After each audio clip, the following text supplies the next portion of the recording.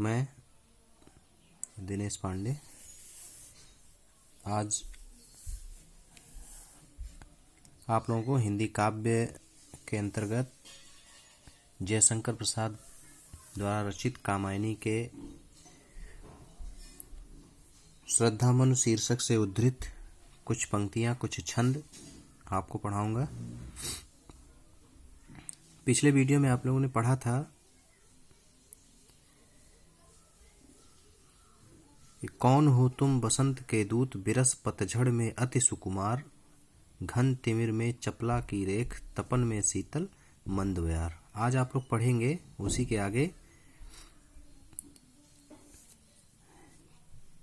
लगा कहने आगंतुक व्यक्ति, मिटाता उत्कंठा सविशेष, दे रहा हो कोकिल सानंद, सुमन को ज्यों मधुमय संदेश।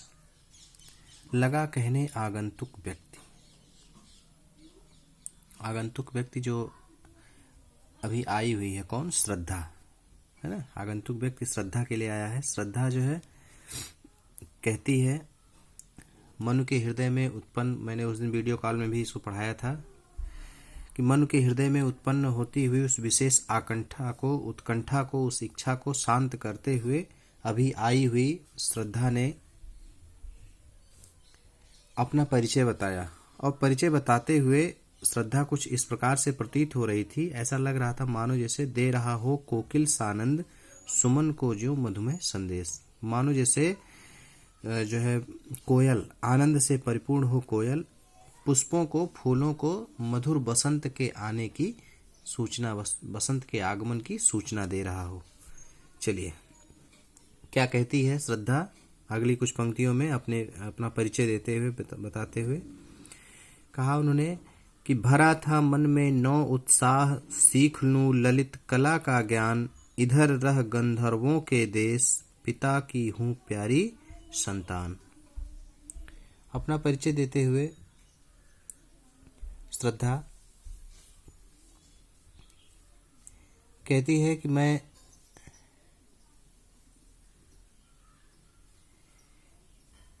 मेरे मन में नौ उत्साह, एक नया उत्साह, एक नवीन उत्साह, या कहें कि नौ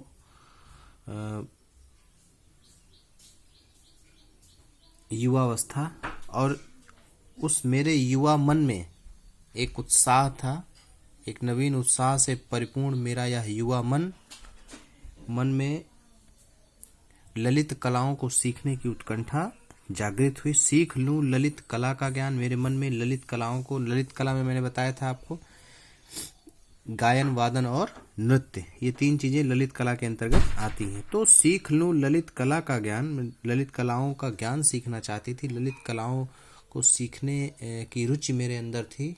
मन में जो है एक उत्साह था, युवा मन, और उस युवा मन में एक उत्साह था, और उत्साह के कारण मैं ललित कलाओं को सीखना चाहती थी, नृत्य, गायन, वादन सीखना चाहती थी। इसलिए इधर रह गंधर्वों के देश, मैं यहाँ गंधर्वों के देश में रह करके ललित कलाओं का ज्ञान सीख रही, ललित कलाएं सीख रही हूँ, नृत्य, गायन, वादन सीख रही हूँ।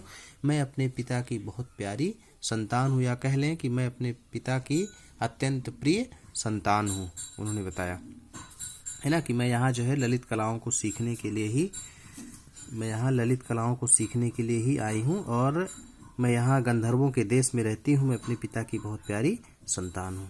आगे देखते हैं कि दृष्टि जब जाती हिमगिरी ओर, प्रश्न करता मन अधिक अधीर, धरा की यह सिकुड़न भयभीत, आह कैसी है क्या है पीर। अगली पंक्ति उन्होंने कहा, पीर माने पीड़ा होती है, शैल, देखिए, दृष्टि जब जाती हिमगिरी ओर, हिम माने बर्फ, है ना, गिरी माने पहाड़, मतलब पहाड़ों से ढके, बर्फ से ढके हुए पहाड़।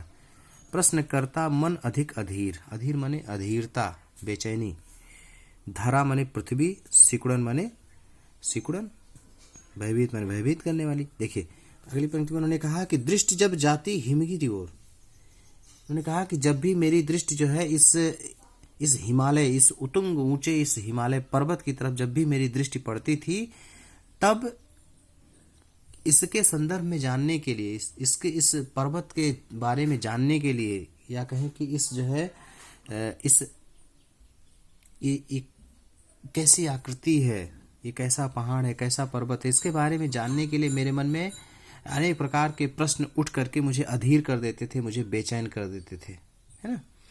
कि दृष्टि जब जाती हिमगिर और प्रश्न करता मन अधिक अधीर। जब भी मेरी दृष्टि इस पहाड़ की तरफ जाती थी तो इस उतुंग हिमालय को देख करके मेरे मन में इसके बारे में विस्तार से जानने के लिए अनेक प्रश्न उत्पन्न होते थे, अनेक प्रश्न उत्पन्न होते थे जो कि मेरे मन को, मेरे हृदय को बेचैन कर देते थे।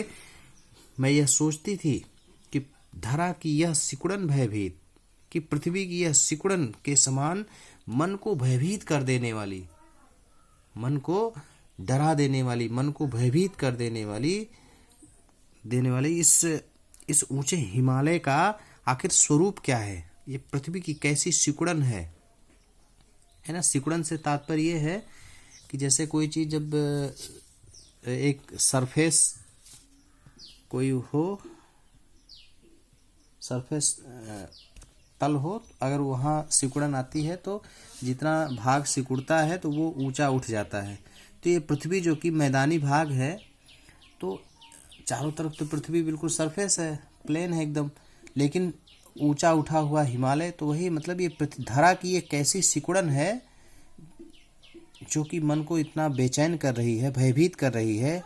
और यही नहीं, इसमें निवास करने वाले, आह कैसी है, क्या है पीर, यहाँ निवास करने वाले लोगों की पीड़ा, उनका दुख, उनका दर्द क्या है ना। कैसे, किस प्रकार से यहाँ लोग अपना जीवन व्यतीत कर रहे हैं, इस प्रकार के अनेक प्रश्न मेरे मन में निरंतर उत्पन्न होते रहते हैं, है ना। कि जब भी मेरी दृष्टि इस हिमालय पर्वत की ओर जाती, इस उत्तुंग हिमालय पर्वत पर मेरी दृष्टि पड़ती, तब मेरा मन जो है अत्यधिक अधीर होने लगता।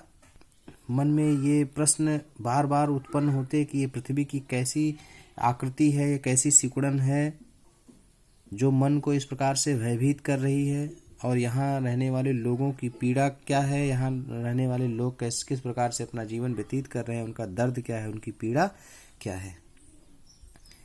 अब इस प्रकार श्रद्धा आगे भी कहती है, क्या देखिए, कि बढ़ा मन और चले ये पैर, शैल मालाओं का श्रृंगार, आंख की भूख मिटी यह देख, आह कितना सुंदर संभार।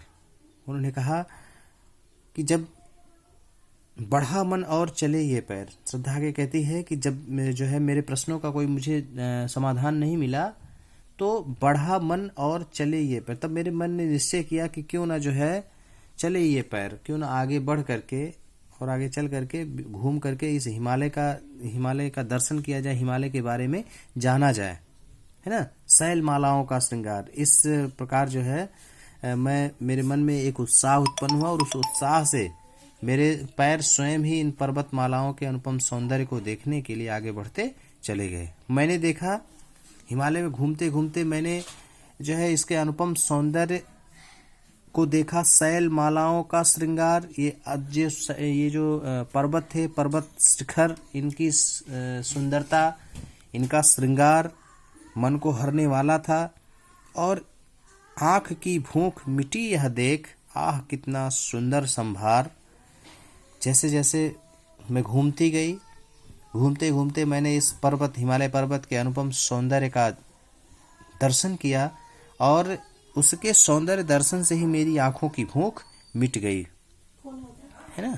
मेरे आंखों की भूख मिट गई कि हिमालय के ऐसे सुंदरता को देख करके, ऐसे उत्कृष्ट सौंदर्य को देख करके मेरे मन की जो जिज्ञासा थी वो शांत हो गई। आह कितना, आँख की भूख मिटी यह देख। आँख की भूख मिटना मतलब क्या, जो जिज्ञासा हृदय में थी देखने के लिए, उसके हिमालय के दर्शन की जो जिज्ञासा मन में थी, वो जिज्ञासा क्या हो गई, अब समाप्त हो गई, मिट गई, क्योंकि मैंने हिमालय के संपूर्ण दर्शन कर लिए।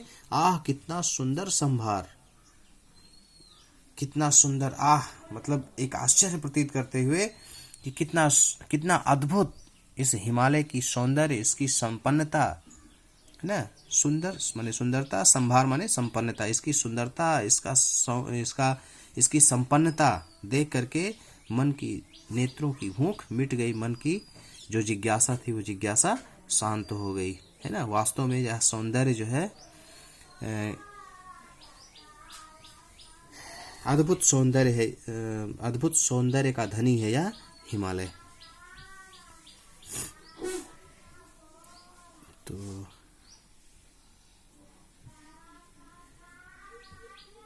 यहाँ देखा कुछ बलि का अन्न, भूत हित रत यह किसका दान, इधर कोई है अभी सजीव, हुआ ऐसा मन में अनुमान। देखिए आगे बढ़ते हुए श्रद्धा कहती है कि जब मैं उनके समीप जैसे जैसे जो है आगे बढ़ती है, आगे बढ़ने पर मुझे जो है कुछ बलि का अन्न का मतलब होता है जो एक गृहस्थ व्यक्ति के द्वारा संसार के जीवों के लिए, उनके कल्याण के लिए जो प्रतिदिन अपने भोजन से, अपने भोजन का कुछ अंश जो जीव जंतुओं के लिए रखा जाता है उसे हम क्या कहते हैं, बलि का अन्न, है ना। अग्रासन जिसको कहते हैं, अग्रासन। देखिए श्रद्धा कहती है कि मैं जो है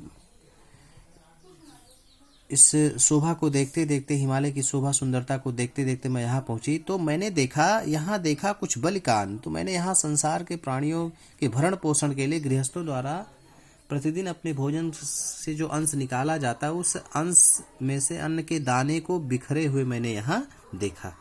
अग्रासन मैंने यहाँ बिखरा हुआ देखा, कुछ अनाज के दाने मैंने बिखरे हुए देखे कि भूत हित रत यह किसका दान। तो मेरे मन में ये प्रश्न उत्पन्न हुआ कि भूत हित रत, भूत हित, भूत माने प्राणी, प्राणियों के हित में, जीवों के भलाई में लगा हुआ यह कौन है ऐसा व्यक्ति है जो इस प्रकार का दान कर रहा है। भूत हित रत यह किसका दान, कि मतलब जो है कि बल के रूप में या कहे कि उस अन्न के, अनाज के दाने के रूप में दान किया गया, ये कौन है जो यहाँ निर्जन प्रांत में जो है अनाज के दाने बिखेरा हुआ है।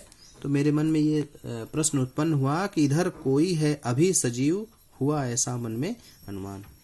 यहाँ निश्चित ही कोई इस निर्जन प्रांत में कोई व्यक्ति है, कोई जीवित व्यक्ति अवश्य है, उसी ने यह जो है अनाज के दाने यहाँ बिखरे हैं या बिखराए हैं, और उस व्यक्ति को ढूंढते ढूंढते ही मैं यहाँ आप तक पहुँच गई, है ना।